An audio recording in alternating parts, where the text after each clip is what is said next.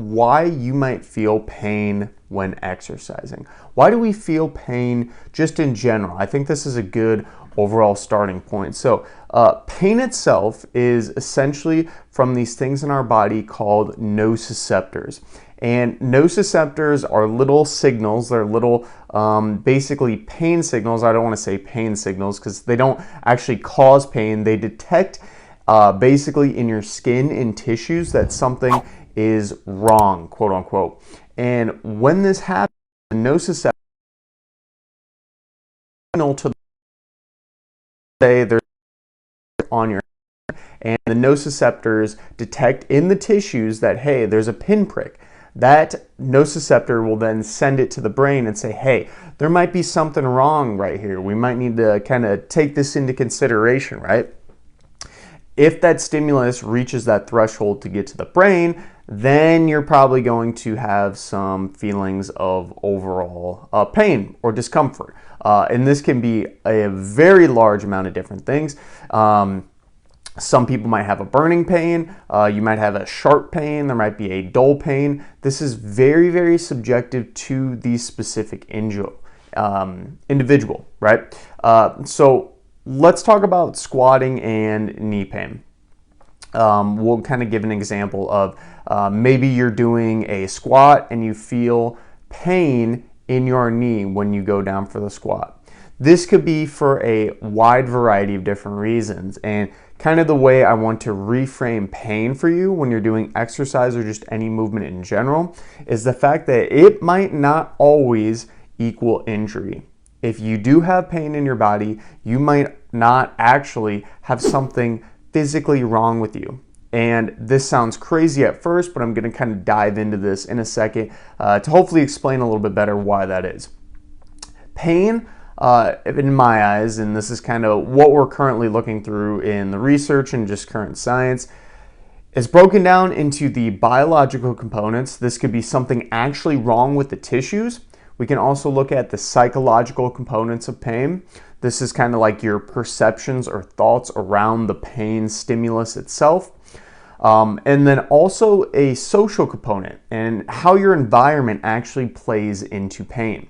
So for that example with squatting and knee pain, say you have, again, a little bit of knee pain when you're going down for a squat. This is nothing really crazy. It's not debilitating, but you feel something wrong. So that's because, as we addressed right at the beginning, that nociceptor or that kind of pain receptor in the overall tissue reached a threshold when you were doing that movement that said, hey, something might be up, something might be wrong in the knee. That gets sent to the brain, which then gets sent to the rest of your body saying, hey, there's something potentially wrong here.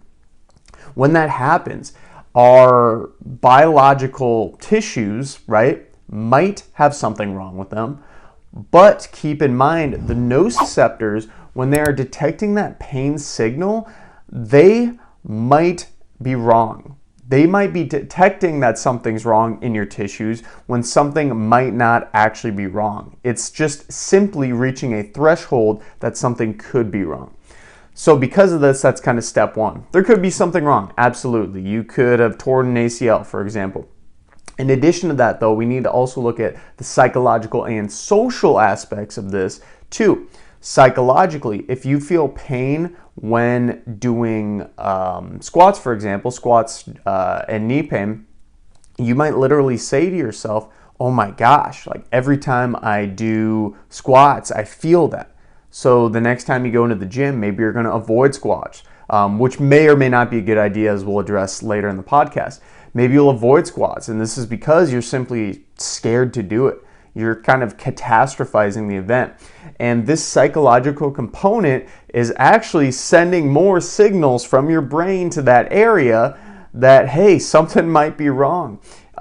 This is why pain, when it says sometimes it's all in your head, definitely not always, of course, as I just described, you might have some actual biological tissue damage, but at the same time, having a large psychological role in pain makes it much, much more intense and much, much greater. So this is kind of something we'll talk about later, but if you're having pain during any type of activity, it's really, really important to get it checked out if it gets worse, but to realize that this psychologically can get better or worse if you think about it in a better or worse way.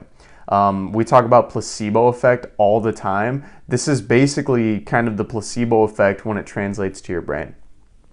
In addition to this, how do your social environments look? Are you around an environment where people say, don't exercise, that's scary, or squats are bad for your knees, you shouldn't do that? Or maybe you're around somebody who's had a knee replacement surgery or had knee pain. We're sticking with the idea of knee pain here, right? They've had knee pain at some point in their life, and they constantly say to you, oh my gosh, are you okay? You just squatted, and last time I squatted, it hurt my knees. Like, is that okay for you? That's going to kind of play into this psychological role of having different knee pains and different feelings of stimulus in your body. It all interplays. So when backtracking of why I feel pain with exercise, it can be, again, due to a few different things. It might not be to actual structural damage. It could be, but on top of that, there's a psychological role, your thoughts and feelings about pain. The more you think about pain and the more you think it's going to get worse, the more it could actually feel painful and get worse. I wanted to kind of outline a really interesting thing that happened that will describe how potent your mind is when it comes to pain. There was an individual who was doing construction work, and when he was doing construction work, he actually fell off and landed on the ground on a nail, and the nail went straight through his boot. This is something I think that happened in the UK. The nail landed straight through his boot, and when this happened, it looked almost as if it went straight through his toe. Because of this, he immediately saw this and was screaming in excruciating pain. They took this individual to the doctor. They took him to the ER, of course. They took the boot off, and guess what? It didn't even puncture any part of his skin. His perception of pain was so intense simply from looking at the quote-unquote injured foot, right, that he thought was injured, that led to this catastrophizing and looking at pain.